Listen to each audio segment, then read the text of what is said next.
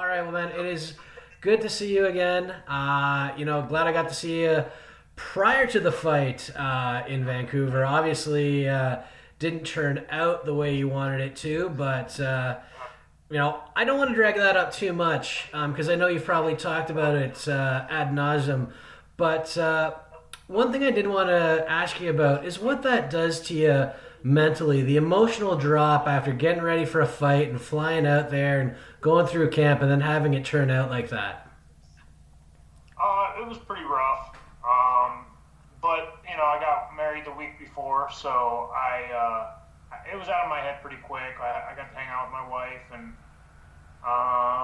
when I got home, it was a little bit more rough because kind of, sunk in, and everybody was asking about it and kept bringing it up, and it is what it is. It was unfortunate that it happened, but what can you do? But keep going. One of those things in the fight game, obviously, you got to live with. I know there was some sentiment that you should get your show money and your win money, or maybe part of your win money. Did that ever transpire? Or No. I mean, they give me my show money, and that's all I can really ask for. Been nice to get more, but it didn't work out that way, and they didn't feel it was necessary to give me any of it, so that's fine. now, I know Duffy took a lot of flack on social media, people saying he quit on the fight. From your side, what was the reaction like from fans? Oh, they were all. I didn't really get much negative feedback about it.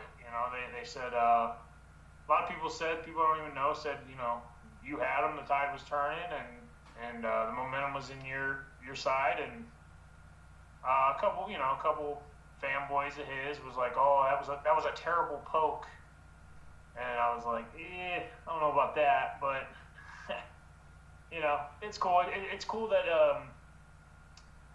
there's ways for people to hear people's opinion about it. It's kind of cool to me. Well, there's always going to be one or two guys in any room, any chat room, any forum, any social media who are going to go that route. But I can't say that it was, if there was a poke, it wasn't egregious by any stretch. It was pretty mild, but it is what it is. Since you didn't get, the win money, is this quick turnaround something that you sought out, or is it something that UFC came to you with? Actually, I'm not sure. I told the UFC, if there's a card next weekend, put me on it. If there's a spot for me, put me on it. And they listened, and I'm sure my manager had a lot to do with it. But not even a week later, my coach called me and said, "Hey, time to get back in the gym. We're going to Singapore." I was like, "Cool." Now, I guess the one upside of this is that there wasn't a lot of downtime between fights, so it's almost as if you're in fight shape then. Yeah, I took less than a week off. Body healed up. It wasn't too bad after the Duffee fight anyways. I didn't have any scratches that was honestly the best I've ever felt after a fight. I wasn't sore at all. So it was cool. I got to recharge the batteries a little bit, and then you don't lose much in a week. Now, I know we kind of joked about you telling your wife that Vancouver was the honeymoon. What are her thoughts on Singapore? She's not going to get to go to this one. It happened a little too quick, so she's not too happy about that. But she understands, and she gets it. She's been around long enough. She gets it. Life of a fighter, right? Is this your first time going over to Asia? Yeah, never. I grew up as a Pride fan. I loved Pride, and I always wanted to fight over there. This isn't quite Japan, but this is over in Asia, and that's about as close as I'm going to get. So I'm pretty pumped about it. Well, hey, man, you never know. One day, I actually spent a year and a half in Japan in 2004, 2005. I was living there right at the height of Pride, actually. So it is an amazing place, and I'm sure you'll love Singapore. Hopefully, you get some time to check it out. Yeah, we're going a little early, so it's going to be cool. Awesome. Now, you've got an opponent here, Brazilian Rafael Pessoa Nunez, Brazilian heavyweight. He's got a handful of good knockouts. Have you seen much of him, or are you very familiar with him? No, I wasn't. I know he fought in LFA right after I did. Um, I know he's 0-1 in the UFC. I watched that fight, and that's all I know about him. I know he's been in the game for a while. Yeah, and you've got a similar number of fights and everything to him, but you've also had a fair number of amateur fights, which might give you a little bit of an experience edge. I wanted to ask you about that actually. The amateur fights that you had, was it circumstance when you turned pro, or was that kind of you wanted to rack up a little bit of extra cage time?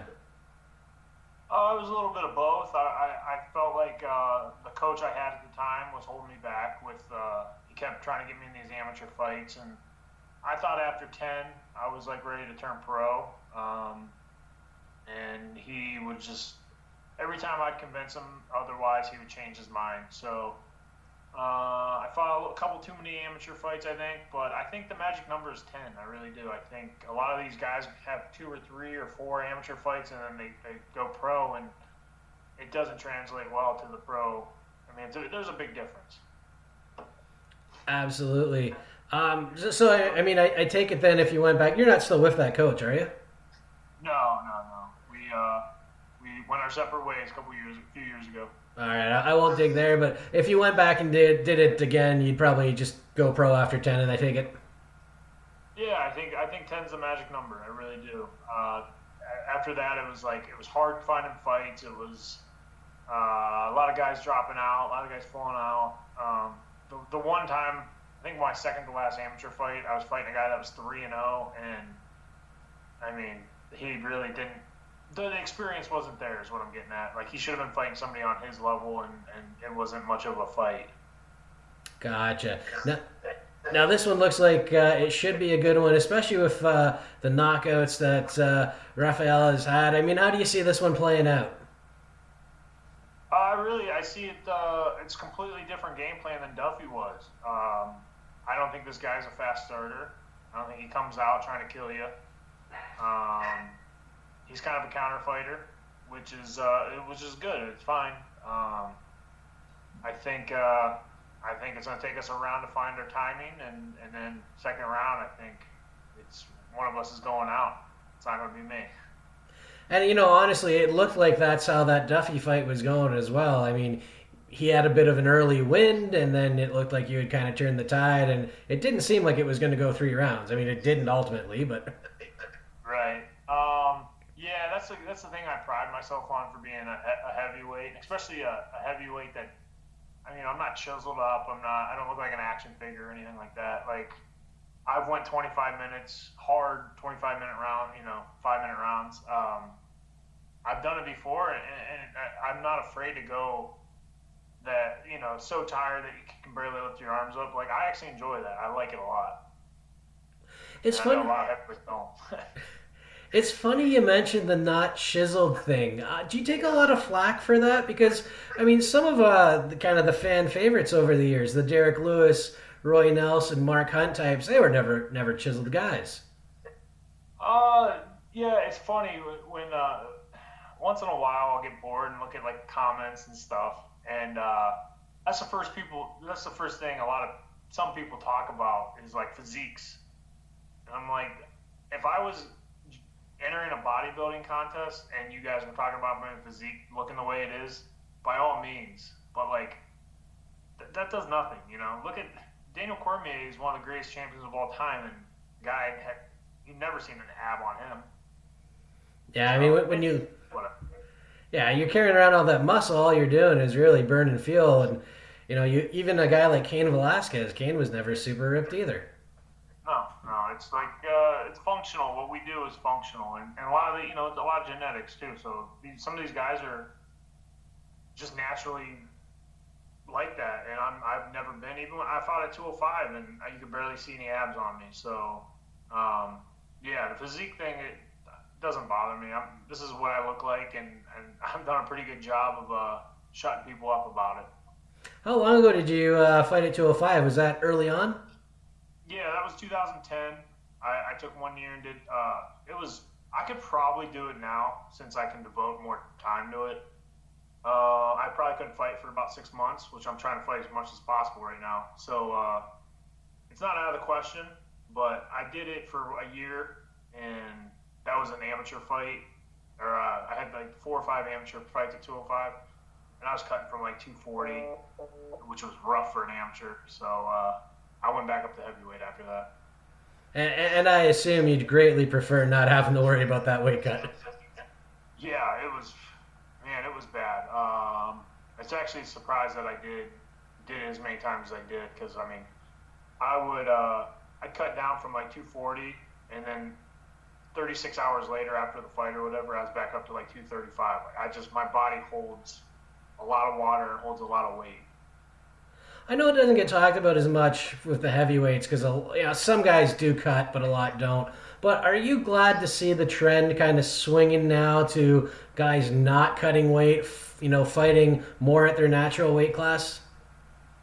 Yeah, I think that's the way it should be, and that's why I feel like there should be a 225 weight class. Because I'd diet down to there. 225 is like as low as I should go. But yeah, I think a lot of people get lost in like, oh man, if I can go down a weight class, I'm going to be so much stronger. But that's not the case. Your body weakens, and then these guys that are lower are faster. So a lot of people don't think about that kind of stuff.